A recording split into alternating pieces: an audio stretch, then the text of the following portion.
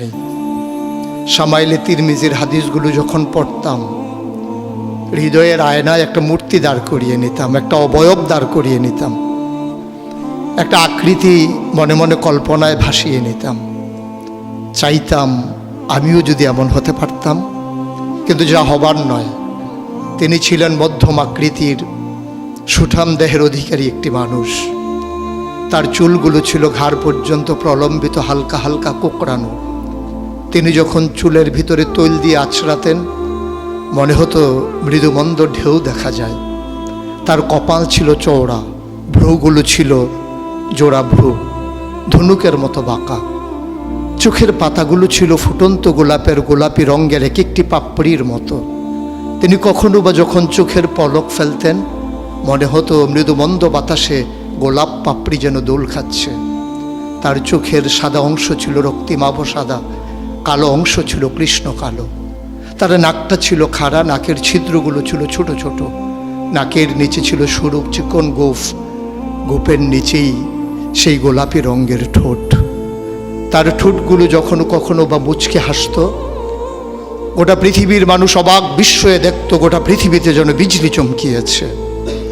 তিনি কখনো বা যখন এই রাস্তা দিয়ে হেঁটে যেতেন, 1 মাস পরেও কখনো যখন সাহাবা হাঁটতেন, তার গায়ের জান্নাতি গন্ধ তারা পেতেন।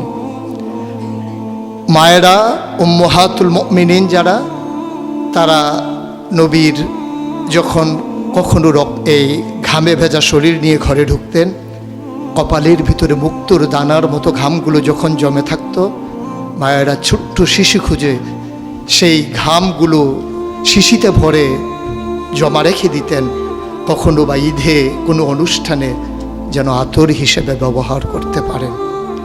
এ সুরত ধারণ করা কোনো মানুষের সাধ্যর বাইরে। কখনোই কোনো মানুষ এ সুরত ধারণ করতে পারবে না চেষ্টা করলেই। কিন্তু তার সিরত যেটা অনুকরণীয়, অনুপম আদর্শ। তিনি এসেছিলেন এই জন্যে, ওয়ামা আরসালনাকা ইল্লা রাহমাতাল লিল আলামিন। তিনি ছিলেন রহমত গোটা ধরনীর জন্যে।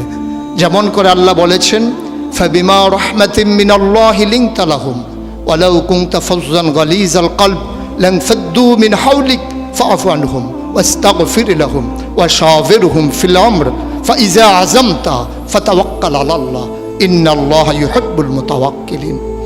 তিনি এসেছিলেন তেমন করে। কেন তাকে পাঠানো হয়েছিল?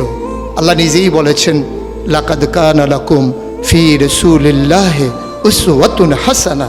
তিনি ছিলেন মডেল, তিনি ছিলেন আইডল, তিনি ছিলেন আইকন, তিনি ছিলেন অনুপম আদর্শ, তিনি ছিলেন উসওয়াতুন হাসানা। তিনি গোটা মানব জাতির জন্যে সকাল থেকে সন্ধ্যা, রান্নাঘর থেকে সংসদ ভবন, তার জীবনের ব্যক্তি জীবন, পারিবারিক জীবন, সমাজ জীবন, রাষ্ট্রীয় জীবন, অর্থনৈতিক জীবন, ইন্টারন্যাশনাল রিলেশন, সকল ক্ষেত্রে তিনি ছিলেন আদর্শ, তিনি ছিলেন মডেল, তিনি ছিলেন আইকন।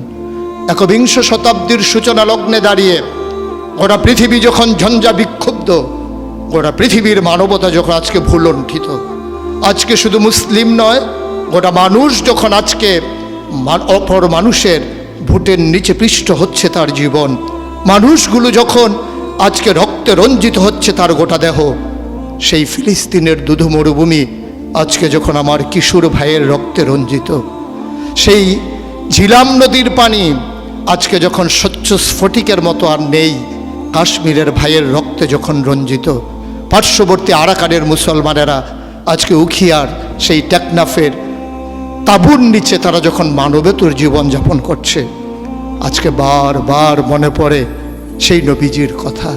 তিনি যদি আজকে আসতেন কোনো একটা ভূখণ্ডে, আমরা যদি দৌড়ে দৌড়ে তার কাছে যেতে পারতাম, ওটা মানবতা যদি বলতে পারতাম, মুক্তি চাই, স্বাধীনতা চাই, ভোটের নিচ থেকে জীবন চাই, তিনি হয়তো আঁকড়ে ধরে বলতেন, এখানেই শান্তি, চলে এসো, উদখুলু ফিস সিলমে কাফা, তাহলেই তোমাদের জন্য প্রশান্তি, তাহলেই তোমাদের জন্য মৃত্যুর, স্বাভাবিক মৃত্যুর গ্যারান্টি।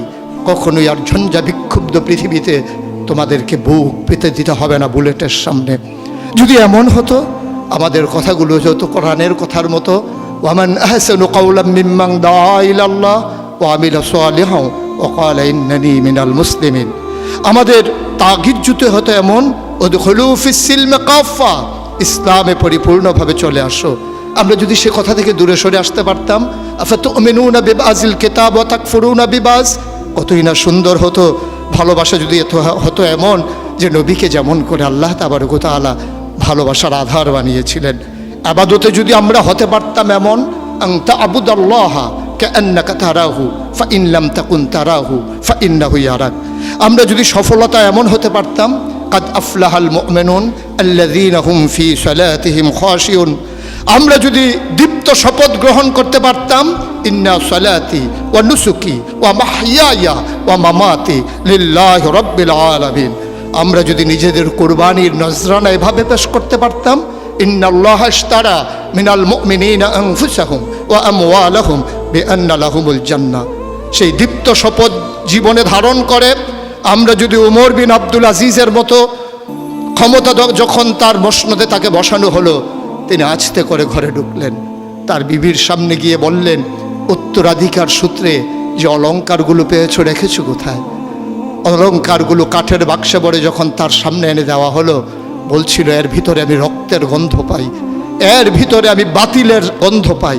সুতরাং এই অলংকার তোমার না, এই অলংকার আমাদের জন্য গোলার কাটা, জাহান্নামের শাস্তির কারণ। তিনি সবগুলো অলংকার রাষ্ট্রীয় কোষাগারে জমা দিয়ে চোখের পানি ফেলে দিয়ে বলেছিলেন, পূর্বপুরুষের দায় পরিশোধ করলাম, পূর্বপুরুষের দায় পরিশোধ করলাম। তিনি সেদিন বলেছিলেন, সবার ঘরে যেমন রান্না হবে আমার ঘরেও তেমন রান্না হবে।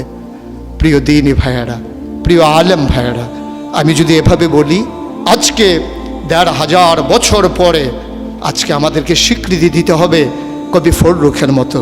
তিনি বলেছিলেন, কোরআনের নূর বুকে পুড়ে নিয়ে দাঁড়ালে যখন মরুর পথে, মহাবেদনায় দেখলে মানুষ ভাসছে পাপের কলস স্রোতে।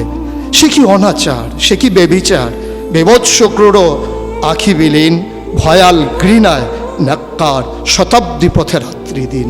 আসুন সবাই মিলে এক ঝঞ্ঝা বিক্ষুব্ধ পৃথিবীকে একটু ফুলময় করে দেই, একটু আনন্দঘন পরিবেশ করে দেই। ভবিষ্যৎ প্রজন্মের জন্যে আমরা একটা সুন্দর পৃথিবী বিনির্মাণ করি। আর এই সুন্দর পৃথিবী বিনির্মাণে ওলামায়ে কেরামের নেতৃত্বে যে সংগঠন আপনাদেরকে সামনে টানছে, হেরার দিকে নিয়ে যাচ্ছে, যে হেরার রশ্মির আলোতে আপনার জীবন, পরিবার, রাষ্ট্র, গোটা বিশ্ব, মনে রাখবেন, আপনি কখনোই বাংলাদেশের সন্তান নন, আপনি বাঙালি নন, আপনি বাংলাদেশি নন। আপনার আসল পরিচয় ইন্নানী মিনাল মুসলিমিন, আমরা মুসলমান। ভূখণ্ডগতভাবে আমরা বাংলাদেশি, ভাষাগতভাবে আমরা বাঙালি। আর আমার আসল পরিচয়, আমি যেখানেই থাকি আমার আল্লাহ এক, আমার কোরআন এক, আমার কেবলা এক, আমার কাবা এক, আমার নবী মুহাম্মদুর রাসূলুল্লাহ সাল্লাল্লাহু আলাইহি ওয়াসাল্লাম। তার নেতৃত্বে যেমন করে ১৫০০ বছর আগে মানুষগুলো একই পতাকায় ঐক্যবদ্ধ হয়েছিল, আজও তার রেখে যাওয়া আদর্শের ভিত্তিতে আসুন সকল ভেদাভেদ ভুলে সবাই এক হয়ে যায়। কওমি, সুন্নি, আলিয়া, নানান দলে বিভক্ত না থেকে আমরা সবাই মিলে বলি, আমরা একই মায়ের সন্তান। সেই মা যদি হয় হাওয়া, সেই মা যদি হয় ইব্রাহিমের স্ত্রী, আমাদের জন্য যারা মা, তাহলেই আমরা মনে করি আমরা একীভূত হওয়া সম্ভব। আসুন ভাগাভাগি নেই, আমি চৌধুরী, আমি সরকার, আমি পেশকার, কোনো পরিচয় আমার আসল পরিচয় নয়। আমার আসল পরিচয় আমি মুসলিম। এটাই হোক মূল মন্ত্র, এটাই হোক সামনের পথ চলার পাথেও। তাহলে এই মজলিস সার্থক হবে, তাহলে এই পথ চলা সুন্দর হবে, তাহলে এই সময় দেওয়া কাজে লাগবে। আশা করি সে অনুভূতি নিয়ে আমরা এগিয়ে আসছি। আমরা নিজেদেরকে বিলিয়ে দিতে চাই জাতির বিনির্মাণে, আমরা নিজেদেরকে উৎসর্গ করতে চাই সুন্দর পৃথিবী নির্মাণে। তাহলেই সার্থকতা, তাহলেই সুন্দর। আমরা তো নিকৃষ্ট কোনো জীব নই, আমরা আশরাফুল মাখলুকাত, মানুষ। মানুষ হিসেবে বেঁচে থাকতে চাই শির উঁচু করে, কখনোই অবদমিত হয়ে নয়, বাতিলের কাছে মাথা নত করে বাঁচার চাইতে। যেমন করে বলেছিলেন, শিয়ালের মতো ৫০০ বছর বাঁচার চাইতে সিংহের মতো এক মুহূর্ত বেঁচে থাকাই, এটাই হচ্ছে পুরুষত্ব, এটাই হচ্ছে বীর মুজাহিদের পরিচয়। আসুন আমরা বীর মুজাহিদ হয়ে দুনিয়া থেকে বিদায় নিয়ে নেই। আল্লাহ তাবারক ওয়া তাআলা সবাইকে কবুল করুক।